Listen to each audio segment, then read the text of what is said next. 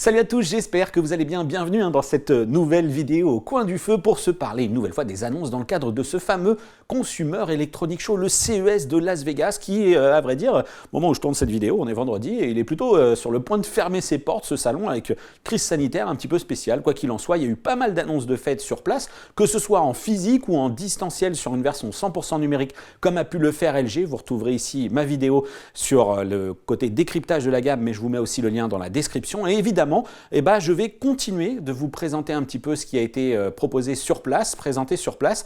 Et aujourd'hui, en extension un petit peu de ce dont j'avais pu vous parler sur la chaîne, à savoir la technologie QD Display de Samsung, le lien est ici, mais encore une fois aussi dans la description, on va se parler de l'annonce de Sony que je vais scinder en plusieurs parties. Je vais d'abord vous parler ici des présentations de gamme Sony OLED. On reviendra un petit peu plus tard sur la partie mini LED, LCD évidemment, 4K, 8K. Et je ferai aussi également un sujet autour du véhicule que le constructeur a présenté. Ce n'est pas la première fois que Sony annonçait qu'il se lançait sur le véhicule 100% électrique.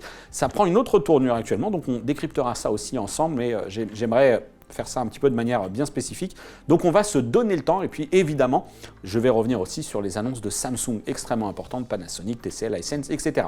Allez, c'est parti, on embraye avec l'annonce des téléviseurs Sony.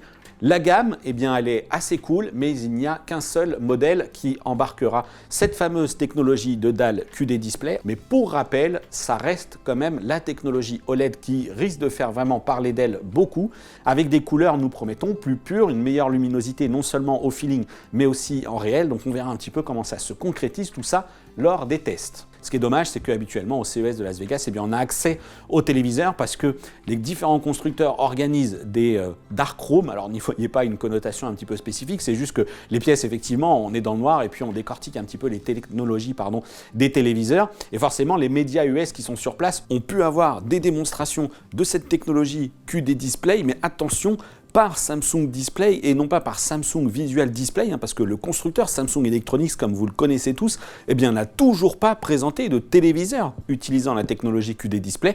Visiblement, il bouderait vraiment l'OLED. Eux, a priori, ont pu voir des comparaisons entre des téléviseurs White OLED conventionnels classiques actuels. Je ne sais pas si c'était des White OLED d'ailleurs, des dalles Evo ou des dalles typiquement d'un C1 par exemple, qui ne sont pas des dalles dites Evo, mais a priori, le gain de puissance est assez incroyable. Pour en revenir à Sony qui nous intéresse ici, la gamme 2022 va se composer pour l'OLED d'un A95K, d'un A90K et d'un A80K en allant du haut vers le bas de la gamme. On va détailler ces trois produits à la fin. Sony, vous le savez, n'est pas un constructeur réputé pour être systématiquement dans l'innovation de dingue. Il y a des trucs qui sont incroyables chez Sony, notamment dans la partie audio, sur les WMX M3, M4, etc. Le 360 Reality Audio, c'est un truc qui est assez fou, mais je pense qu'on peut se dire et reconnaître que les constructeurs japonais, enfin les ingénieurs japonais ont plutôt tendance à être extrêmement précautionneux, etc. Non pas pour dénigrer le travail des autres, mais plutôt, en fait, il se colle presque plutôt une étiquette de suiveur, même s'il n'y voyait rien de péjoratif, mais il n'arrive jamais en amont, il ne sait jamais. Voilà, je pense que Sony était impatient de voir Samsung Display leur proposer cette dalle QD Display. Et ensuite, la force de ces ingénieurs japonais, justement, c'est de prendre ces technos et de les optimiser. On l'a vu avec le A90J, avec cette arrivée de la dalle LG OLED, enfin LG Display Evo. On a bien vu qu'ils ont fait un super boulot sur le A90J. Le lien est là et dans la description pour le test en vidéo. Et cette année, le schéma devrait se reproduire avec, cette fois-ci à l'origine, non pas LG Display, mais Samsung Display, qui livre tout ça à Sony. Alors déjà, il faut se rappeler un petit peu de rentrer encore une fois version zoom dans la gamme, que on va repartir sur une base commune à ces téléviseurs, mais aussi aux téléviseurs mini LED LCD, c'est ce fameux processeur XR. C'est un processeur qui est dit à intelligence cognitive, c'est-à-dire un processeur qui est capable de vous reproduire une image plus naturelle que celle des concurrents. Bon, à vrai dire, je ne vous cache pas que je sors à l'instant d'un centre commercial, enfin d'un magasin d'électronique, et c'est vrai que j'ai pu comparer comme ça, parce qu'on ne les a pas toujours dans le salon au même moment. Et malheureusement, en magasin, je me rends bien compte que ça ne doit pas être toujours très simple pour vous, parce que en fait, c'est de la boucle de démo, c'est le constructeur qui livre ça un peu comme il le veut, etc. Ce que je peux vous dire, c'est que moi, je trouve que de toute façon, c'est de notoriété presque publique par ailleurs. Sony et Panasonic ont ce travail de rendu cinéma, ce traitement extrêmement clean, extrêmement doux, qui ne va pas aller chercher de l'upscaling jusqu'à en reproduire de la bouillie de pixels, etc. On n'est pas dans l'excès et ça paye. Et ça devrait payer encore plus du coup cette année avec ces téléviseurs qui exploitent encore de meilleures dalles et un processeur XR qui serait évidemment à l'origine de cette performance. Alors évidemment, je parle de performance, mais il est clair qu'il va falloir mettre cela en relation aux caractéristiques techniques même de chacun des téléviseurs. Le X95K, qui est le modèle haut de gamme, pour lequel nous n'avons d'ailleurs pas de prix, la disponibilité courant du printemps, a priori, m'a-t-on dit, chez Sony, eh bien, ça sera le plus performant de tous, puisque c'est celui qui utilise la dalle QD OLED, et ensuite le X80 et ce fameux X90K, eh bien, seront eux dans d'autres proportions, puisque ce seront des dalles White OLED, donc ils offriront d'autres niveaux de performance, sans doute inférieurs, et à des tarifs de toute façon inférieurs. Donc voilà, ça c'est une banalité, mais rappelons-le quand même. Je ne m'attarderai pas trop non plus sur ce que je vais appeler les généralités de cette gamme. Ces téléviseurs fonctionneront sous Google TV avec la surcouche de chez Sony que j'affectionne particulièrement pour ses réglages bien détaillés. On retrouvera également évidemment la présence de l'assistant personnel, les différentes applications qu'on connaît tous, mais aussi la disponibilité de Netflix Adaptative Calibrated Mode qui désormais exploite le capteur de luminosité ambiante du téléviseur pour ajuster les paramètres de l'image. Enfin, eh bien, l'élément commun, et néanmoins très important, je l'ai dit, eh bien, c'est donc ce XR Cognitive Processor qui, a priori encore cette année, offre quelques optimisations supplémentaires. Sony nous dit aussi que cette année, ils ont travaillé encore plus, de manière encore plus importante sur cette fameuse technologie Real Depth Enhancer, l'optimisation des sujets en avant-plan, cette capacité à produire un petit peu plus de détails pour créer un avant-plan plus net et une impression du coup de profondeur, de 3D. Effectivement, c'est pas du jaillissement, mais c'est un petit peu plus de la profondeur dans votre image et du coup que votre œil soit un petit peu plus flatté parce que c'est ça, le XR Cognitive Processor, c'est la capacité du traitement à vous livrer une image qui se rapproche le plus de ce que votre œil verrait en situation réelle.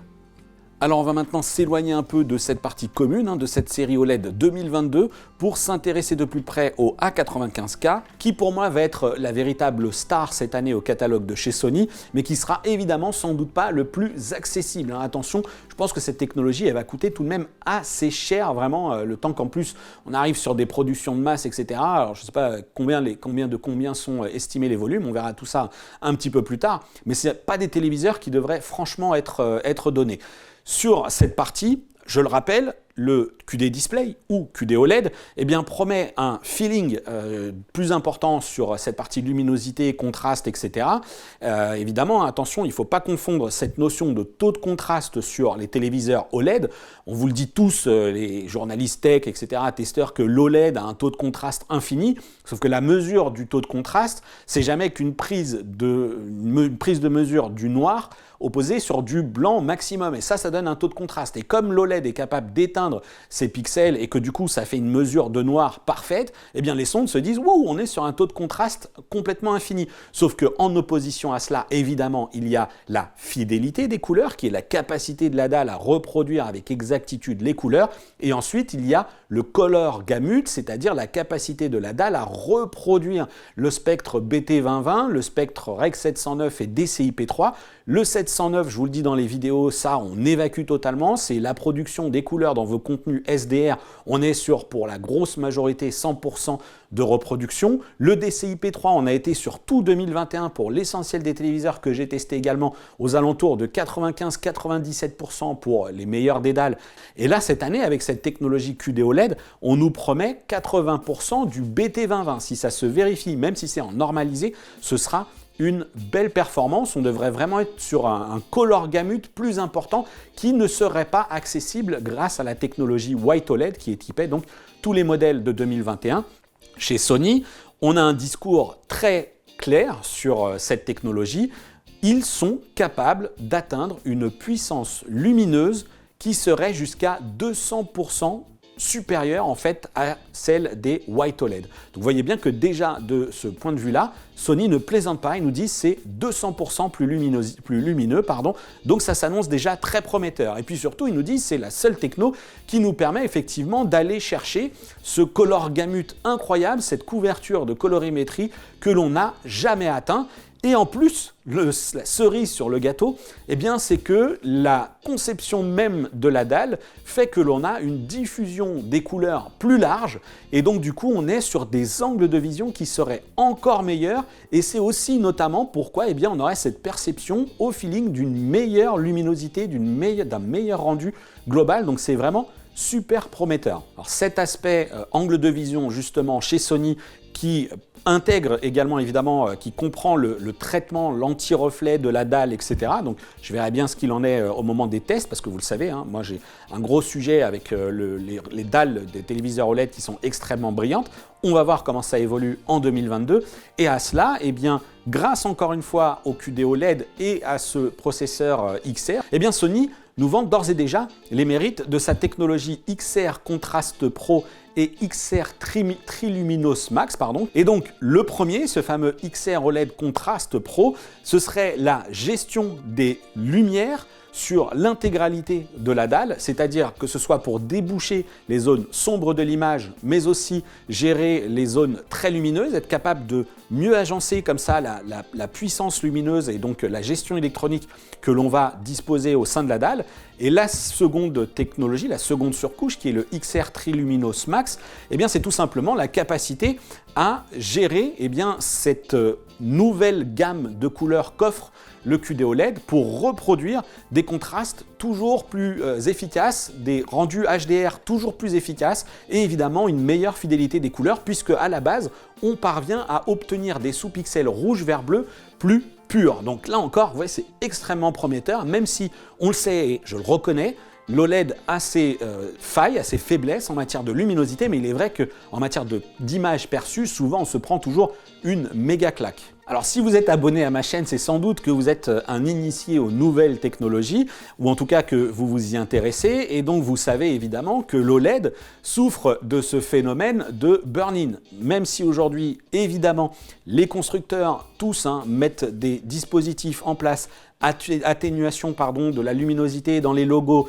système de décalage de pixels, système de balayage également, de rafraîchissement de la dalle. C'est pourquoi il est important, indispensable de ne jamais débrancher électriquement son téléviseur OLED parce que eh bien, lorsque vous l'éteignez en tâche de fond, tous les X heures ou X milliers d'heures, eh bien, le téléviseur entame des systèmes, des processus de maintenance plus ou moins importants pour réinitialiser grosso modo ces sous-pixels pour éviter le marquage. Mais ça reste quelque chose, un phénomène qui est tout de même à craindre et qui est à craindre si jamais eh bien, justement on va aller chercher plus de luminosité, si on va solliciter plus cette technologie, c'est là que l'on peut avoir du marquage. Vous vous dites, ok, mais alors, je vais avoir plus de luminosité, comment justement les constructeurs font pour lutter contre ce phénomène potentiel de burn-in?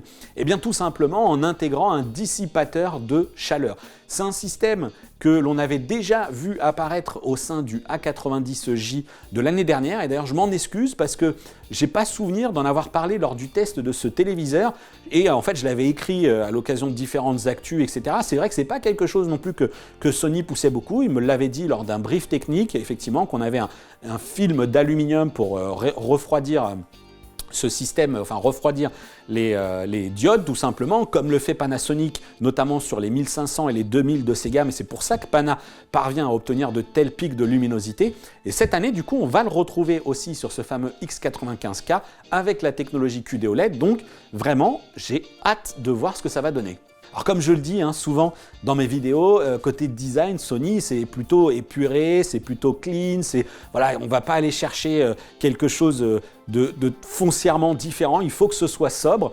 Pour autant, évidemment, moi j'adore ce genre de truc, regardez, l'OLED 856, ça c'est somptueux, moi c'est sans doute l'un des plus beaux téléviseurs que j'ai eu cette année en test et j'adore la dalle qui tourne. D'ailleurs, j'en parlais aussi dans le test du Panasonic JZ1000, le lien est juste au-dessus et aussi dans la description. Allez voir ça juste après évidemment. Et donc ça c'est un véritable atout et chez Sony on retrouve parfois aussi des subtilités qui concernent l'écartement des pieds, on peut les mettre plus ou moins resserrés pour placer une barre de son en dessous par exemple, etc. Les mettre plus ou moins haut aussi. Et le gros avantage de cette année, c'est le retour du design monolithe avec cette dalle au ras du meuble. Vraiment, c'est juste somptueux. On aura vraiment cette image suspendue devant nous. Et ce pied qu'on ne voit pas, alors du coup, impossible de venir placer une barre de son devant, en tout cas si vous le souhaitez, mais on va revenir sur la partie audio qui évolue elle aussi cette année. Et on a ce retour-là, mais surtout la possibilité, comme vous le voyez, d'adopter, encore une fois, 2 positions pour ce fameux pied. On a une position qui est appelée position avant, qui est la position classique, la dalle, monolithe, ras du meuble, et une position qui est appelée position arrière, sur lequel le pied vient cette fois-ci occuper le devant de la dalle, et la dalle se plaque, elle, au mur. Ça a l'air, on rejoint un petit peu cette notion de LG galerie, où les wallpapers, c'était encore un truc un petit peu plus impressionnant chez LG. Mais on rejoint les fameux LG Gallery ou The Frame, par exemple, aussi, ce côté très artistique, très clean du téléviseur. Et d'ailleurs, très rapidement, mais Samsung nous dit que The Frame, aujourd'hui, connaît un réel succès auprès des utilisateurs qui en ont marre d'avoir cette grande dalle noire dans leur salon une fois que le téléviseur est éteint. Ce design, vous le retrouverez chez Sony dans les 2 tailles de dalles disponibles, 55 et 65 pouces. Pour l'instant, c'est les 2 formats que l'on retrouvera avec cette technologie QD OLED. Et il faut aussi savoir, ça va peut-être en faire grincer des dents certains, notamment tous ceux qui ont acheté les XH90 en 2020, mais aussi les téléviseurs XR de 2021 qui attendent encore leur mise à jour pour avoir de la 4K à 120 avec la prise en charge du VRR. Cette nouvelle gamme OLED, que ce soit d'ailleurs X80, X90 et X95K, auront dès leur sortie la prise en charge du VRR, puisque selon toute vraisemblance, la PlayStation 5 aura elle aussi été mise à jour pour profiter de la 4K à 120 avec le VRR, et donc du coup ça déploie automatiquement ça sur les téléviseurs. Alors on espère bien. J'ai contacté Sony, je n'ai pas de retour à vous faire sur ces fameux téléviseurs XH90 et XR de l'année dernière en série J, donc XR90J par exemple, où là encore le test est disponible sur la chaîne. Donc je ne peux pas vous dire quand est-ce que ces produits seront mis à jour. Ce qui est sûr, c'est que dans les caractéristiques techniques des téléviseurs de 2022, là où je dis que vous allez peut-être grincer des dents, c'est que la composition des connecteurs HDMI laisse supposer que Sony n'aurait pas fait évoluer la puce Mediatek qui est à l'intérieur, puisque l'on va retrouver les connecteurs HDMI 1 et 2 derrière le téléviseur qui sont du HDMI 2 avec une bande passante 18 gigabits, mais on a ensuite le HDMI 3 qui prend la 4K à 120, le VRR, l'Auto Low Latency Mode en 48 gigabits, mais aussi le eARC. Le HDMI 4 prend lui en charge 4K, 120, VRR, Auto Low Latency Mode avec un débit de 48 gigabits, mais le eARC reste réservé au HDMI 3. Donc du coup, c'est un peu ce qui me laisse penser que Sony n'a pas fait évoluer cette fameuse puce dont j'ai énormément de mal à vraiment savoir quelles sont ses capacités maximum, puisque dans le test du JZ1000, je vous en parlais, Panasonic n'a pas souhaité me communiquer et me dire quelles avaient été les optimisations réalisées justement pour qu'ils soient capables, eux, sur le JZ1000, le 1005 et le 2000, d'appliquer cette mise à jour qui débloque la 4K à 120 avec le VRR, avec un rendu tout à fait convenable, sachant que c'est aussi du Mediatek, mais que je n'ai pas eu les détails précis confirmés par Pana sur le modèle de la puce. Donc grosso modo, ce serait possible via des optimisations. Est-ce que ce sont ces fameuses optimisations justement que les ingénieurs de Sony sont parvenus à faire, mais alors du coup maintenant assez bêtement et assez tristement, ils attendent que cette PlayStation 5 soit migrée. Voilà, encore plein de sujets, et moi je comprends que certains d'entre vous vraiment s'impatientent parce que vous n'avez pas spécialement de PlayStation 5, vous avez peut-être une Xbox Series X, ou comme moi vous êtes peut-être un joueur sur PC, et du coup peut-être que vous l'attendez vraiment impatiemment cette mise à jour. Ce qui est sûr, c'est que, comme Sony me l'avait dit aussi l'année dernière, ils auront des traitements propres au fonctionnement avec la PlayStation 5 et ce fameux Bravia XR processeur, c'est-à-dire la capacité de mieux gérer le rendu HDR, alors a fortiori encore mieux avec les dalles QD OLED, et notamment grâce aux données HGIG qui sont intégrées, c'est-à-dire ce rendu normalisé de la production des contenus HDR dans les jeux, et donc on devrait retrouver un rendu optimisé entre les téléviseurs avec les processeurs XR et les PlayStation 5. Ça conditionne quand même pas mal tout ça, mais ça faisait partie des promesses initiales de ce constructeur japonais.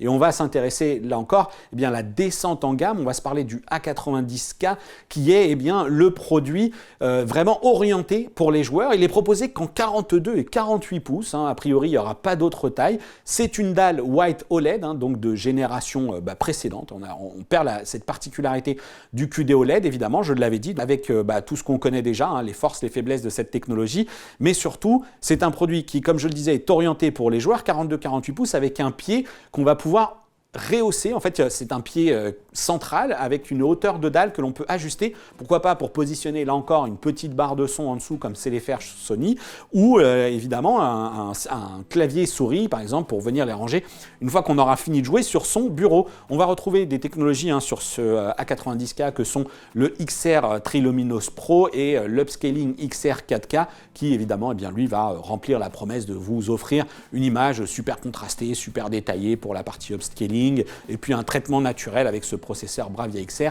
Le A80K est lui un modèle plus classique, mais néanmoins, qui va être décliné en 55, 65 et 77 pouces, et c'est sensiblement le même d'ailleurs que le A90K, même équipement pour la partie HDMI, donc ce sera du coup finalement un choix esthétique, et surtout Sony finalement découpe cette gamme avec un A90K pour les joueurs, un A80K qui serait sensiblement le même, on verra un petit peu plus tard une fois qu'on aura tous les détails, et on va maintenant revenir à d'autres choses qui sont quasi communes à cette gamme, à ces trois modèles. C'est-à-dire l'arrivée de Sony Bravia Cam. Alors Sony Bravia Cam, c'est une webcam qui peut être intégrée au sommet de ces téléviseurs, mais alors elle est livrée uniquement avec le A95K et elle est en option avec les autres modèles.